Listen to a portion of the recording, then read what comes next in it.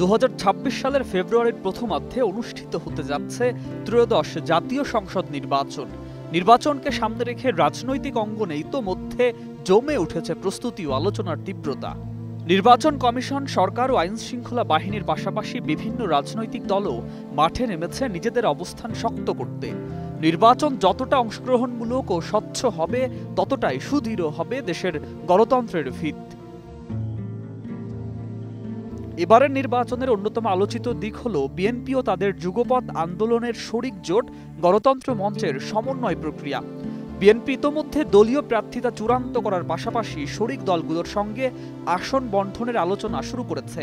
সেই প্রক্রিয়ার অংশ হিসাবে বিএনপি গণতন্ত্র মঞ্চের শীর্ষ 6 নেতার সম্ভাব্য নির্বাচনী আসন জানতে চেয়েছে। মঙ্গলবার রাজধানীর গুলশানে বিএনপি চেয়ারপারসনের কার্যালয়ে গণতন্ত্র মঞ্চ ও বিএনপির শীর্ষ নেতাদের মধ্যে এ বিষয়ে বৈঠক অনুষ্ঠিত হয়। বৈঠকে বিএনপির পক্ষে উপস্থিত ছিলেন দলের মহাসচিব মির্জা ফখরুল ইসলাম আলমগীর, স্থায়ী কমিটির সদস্য আমির খসরু মাহমুদ চৌধুরী ও ইকবাল হাসান মাহমুদ টুকু। অন্যদিকে গণতন্ত্র মঞ্চের পক্ষে উপস্থিত ছিলেন রাষ্ট্র সংস্কার আন্দোলনের সভাপতি হাসনাত কায়ুম, বিপ্লবী ওয়ার্কার্স পার্টির সাধারণ সম্পাদক সাইফুল হক, গণসংহতি আন্দোলনের প্রধান সমন্বয়কারী জোনায়েদ সাকি, ভাসানী জনশক্তি পার্টির চেয়ারম্যান শেখ রফিকুল ইসলাম বাবলু, জেএসডির শহীদুদ্দিন মাহমুদ স্বপন এবং নাগরিক ঐক্যের শহীদুল্লাহ কাইসার প্রমুখ।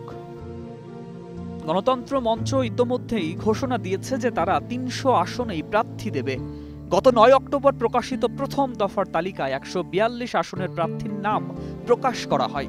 তালিকা অনুযায়ী মঞ্চের শীর্ষ 6 নেতার সম্ভাব্য আসনগুলো হল মাহমুদুর রহমান মান্না বগুড়া 2, সাইফুল হক ঢাকা 8, জোনায়েদ সাকিব ব্রাহ্মণবাড়িয়া 6, তানিয়া রব লক্ষ্মীপুর 4, হাসনাত কায়ুম কিশোরগঞ্জ 5 এবং শেখ রফিকুল ইসলাম বাবলু জামালপুর 5।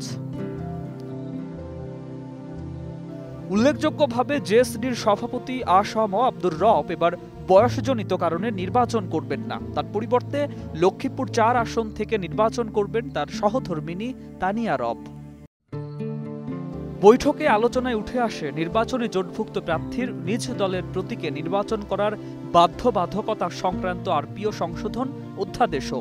বিএনপি ও গণতন্ত্র মঞ্চ উভয় মত দেন জোটের প্রার্থীদের জন্য নিজ দলের প্রতীক বা জোটের প্রধান শরিক দলের প্রতীক উভয় বিকল্পে উন্মুক্ত রাখা উচিত।